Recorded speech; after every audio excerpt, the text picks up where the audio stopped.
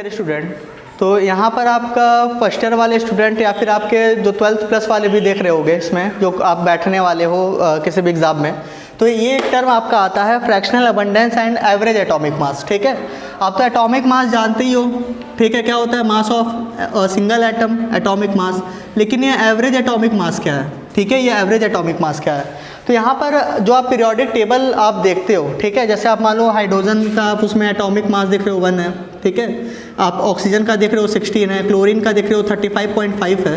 तो ये जो आपका पीरियोडिक टेबल में आपका एटॉमिक मास लिया गया है, वो कौन सा एटॉमिक मास है आपका, वो आपका होता है एवरेज एटॉमिक मास।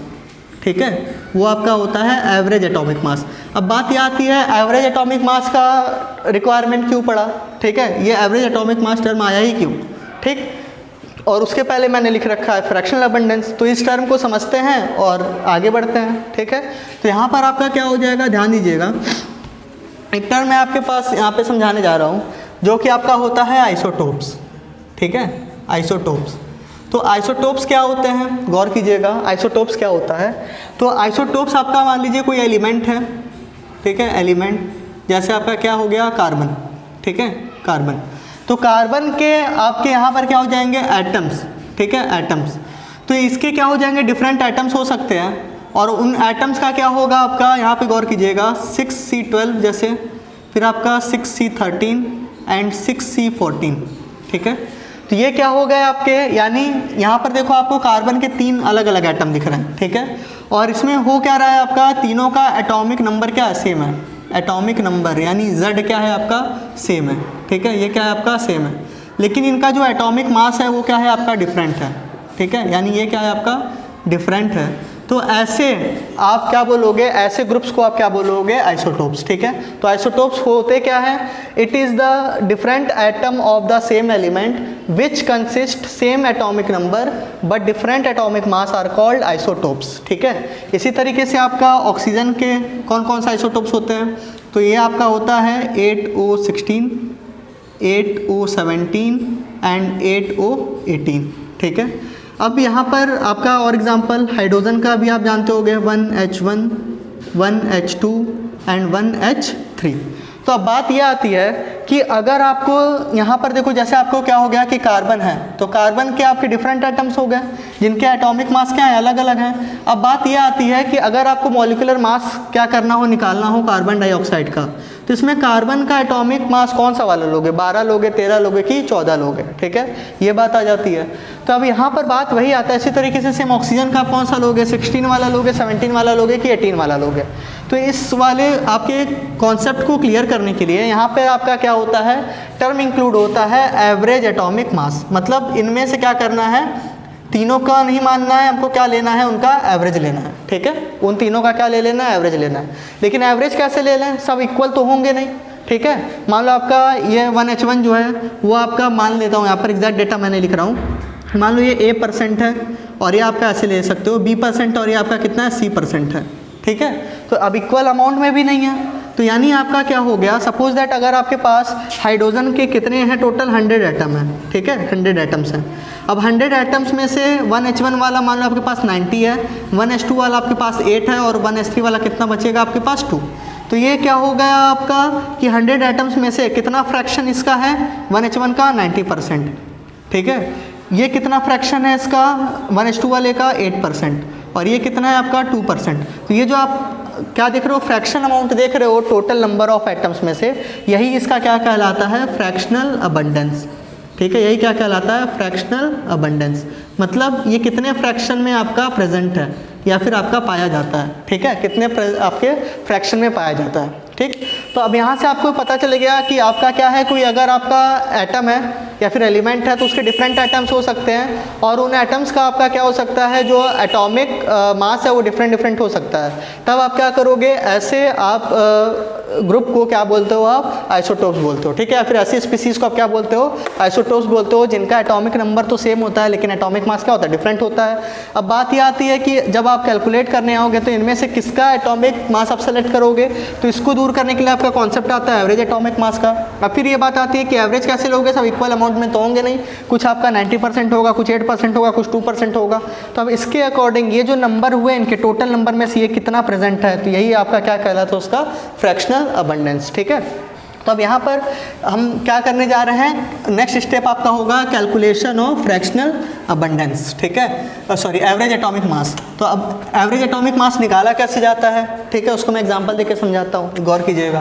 तो नेक्स्ट स्टेप आपका क्या हो गया, कैलकुलेशन ऑफ, ध्यान रखिएगा इसमें AI-EEE और JEE मेंस में क्वेश्चन आ चुका है एवरेज एटॉमिक मास पे। तो calculation of average atomic mass, ठीक है, एवरेज एटॉमिक मास। तो यहाँ पर एक एग्जांपल से मैं आपको समझाता हूँ। जैसे आपका क्लोरीन के आपके क्या होते हैं, दो आइसोटोप्स होते हैं, एक क्लोरीन 35 होता है और एक आपका होता है क्लोरीन 37। ठीक है, दोनों का एटॉमिक नंबर सेम होगा आइसोटोप से। तो यहाँ पर इसका जो अमाउंट होता है वो आपका होता है 75% पाया जाता है नेचर में। ठीक है, और ये पाया जाता है आपका 5% पाया जाता है। ठीक, तो यहाँ से आपका क्लोरीन का एवरेज एटॉमिक मास कैसे निकालोगे आप, तो let there are 100 atoms of chlorine, 100 atoms of chlorine. ठीक है, तो Cl35 वाला कितना हो जाएगा, Cl35 वाला कितना हो जाएगा 75, और Cl37 वाला कितना हो जाएगा आपके पास 25। ठीक है, तो अब यहाँ से एवरेज एटॉमिक मास कैसे निकालोगे, एवरेज एटॉमिक मास। ठीक है, तो टोटल मास अपॉन क्या होगा, ठीक है, टोटल मास सिग्मा आपका, टोटल सिग्मा आपका क्या हो जाएगा यहाँ पे, total mass upon number of atoms, ऐसे निकलेगा नंबर ऑफ एटम्स। तो ये कैसे निकालोगे, टोटल मास कैसे निकालोगे, तो 75 कौन से हैं, 35 वाले हैं, तो क्या हो जाएगा 75 इंटू 35 प्लस, इसके बाद आ जाओ 25 आपके कौन से हैं, 37 वाले हैं, तो क्या हो जाएगा 25 इंटू 37, और टोटल नंबर कितना है आपके पास 100। ठीक है, तो यहाँ पे आप परसेंटेज में भी ऐसे सोच सकते हो कि जितना परसेंट आपका दिया हो वो वाला परसेंटेज इंटू आपका क्या हो जाएगा, परसेंटेज इंटू आपका एटॉमिक मास, दूसरे वाले का परसेंट इंटू उसका एटॉमिक मास डिवाइडेड बाय 100। ठीक है, ऐसे भी कर सकते हो। तो अब यहाँ पे इसको सॉल्व करोगे तो यहाँ पे आप क्या कर सकते हो, यहाँ से 25 आप कॉमन ले लो, तो यहाँ से हो जाएगा 3 इंटू 35, जो कि किसके बराबर आएगा आपका 105, प्लस यहाँ से 25 कॉमन ले ही रखा तो 37, और नीचे आपका क्या हो जाएगा 100। तो ये आपका कितना हो गया 4, और इसको आप सॉल्व करोगे तो ये कितना आएगा आपका 142 डिवाइडेड बाई 4। तो इसको जब आप सॉल्व करोगे तो ये कितना हो जाएगा 3, या फिर यहाँ पे लिख लेते हैं साफ साफ 142 डिवाइडेड बाई 4, तो कितना हो गया 437। ठीक है, और यहाँ पर आपका कितना हो जाएगा फिर 4322710, तो 37.3 इंटू 105 70 105 प्लस 37 142 डिवाइडेड बाई 4। ठीक है, तो ये कितना आ रहा है 4 3 12 2 4 4 है ना, तो हो जाएगा 4 5 20 35.5। ठीक है, तो एवरेज एटॉमिक मास कितना आ जाएगा आपका क्लोरीन का 35.5, जो कि आप इसमें देखते हो पीरियोडिक टेबल में देखते हो। ठीक है, तो यहाँ से आपको क्या समझ में आया कि अगर आपके पास एलिमेंट है और उसके आइसोटोप्स हैं और उनका आपको फ्रैक्शनल अबंडेंस पता है, तो एवरेज एटॉमिक मास कैसे निकलेगा आपका percentage into atomic mass of first, percentage of second into atomic mass of second. इसी तरह अगर 3 होता तो percentage of third into atomic mass of third divided by 100। ठीक है, अब इस पर एक क्वेश्चन भी मैं करा देता हूँ, गौर कीजिएगा ध्यान से यहाँ पे। ठीक है, तो ये था आपका fractional abundance and average atomic mass का कॉन्सेप्ट। इसी पर एक क्वेश्चन आपका है, the average atomic mass of oxygen is 16.12 and fractional abundance of 8O16 is 90 and then find the fractional abundance of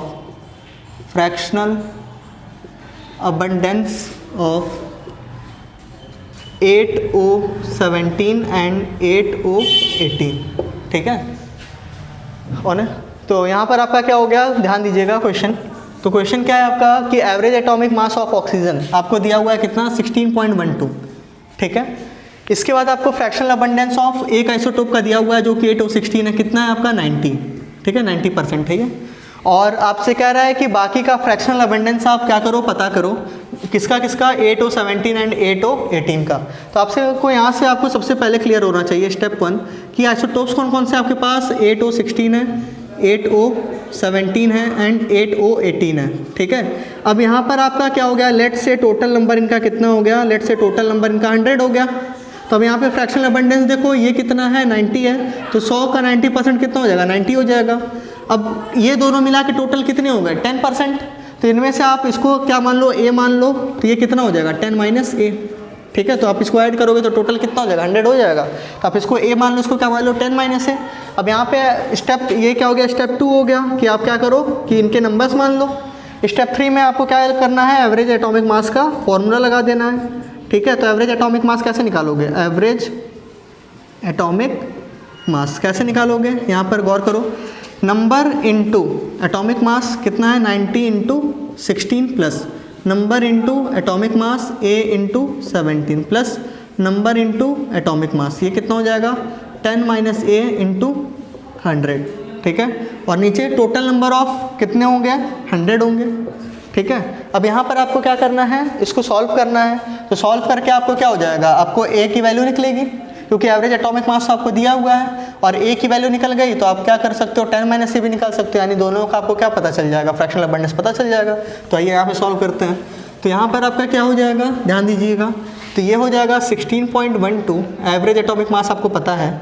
और यहाँ पे थोड़ा सा सॉल्व कर लेते हैं इसको, तो ये कितना हो जाएगा 16 × 144, ठीक है, प्लस 17a, और यहाँ से आपका हो जाएगा 118 माइनस 18a डिवाइडेड बाई नीचे कितना है 100। तो यहाँ से आपका कितना हो जाएगा, इसको इधर भेजोगे तो हो जाएगा 612, ठीक है। इधर आपका कितना हो जाएगा, इसको ऐड कीजिए तो ये हो जाएगा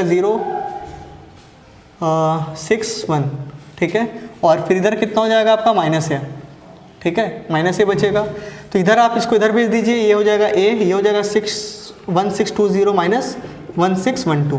तो ये कितना हो गया आपका, a की वैल्यू कितनी आ गई आपकी 8, यानी a कितना हो गया आपका 8%, और 8O18 कितना हो जाएगा 10 - a, मतलब 10 - 8, ये कितना हो जाएगा 2%। तो इस तरीके से आपका क्या हो गया, a निकल गया। तो आप क्या निकाल सकते हो, 8O18 का फ्रैक्शनल अबंडेंस निकाल सकते हो। तो 8O लास्ट में आपका क्या हो गया 8O17 कितना आया आपका, इसका a माना था आपने, तो ये होगा 8%, 8O18 ये कितना हो जाएगा आपका 10 - 8, यानी कितना हो जाएगा 2%। और आपको ये क्वेश्चन में दिया हुआ था 8O16 ये कितना है आपका 90%। तो it is all about fractional abundance and average atomic mass. तो इसमें क्वेश्चन किस तरीके से बन सकता है, आपको एवरेज एटॉमिक मास निकालने के लिए दे सकता है, या फिर एवरेज एटॉमिक मास आपको देके आपको फ्रैक्शनल अबंडेंस की कैलकुलेशन करा सकता है, ठीक है। तो इसको आप प्रैक्टिस कर सकते हो, एक अच्छा कॉन्सेप्ट है आपका सीखने के लिए। Thank you so much.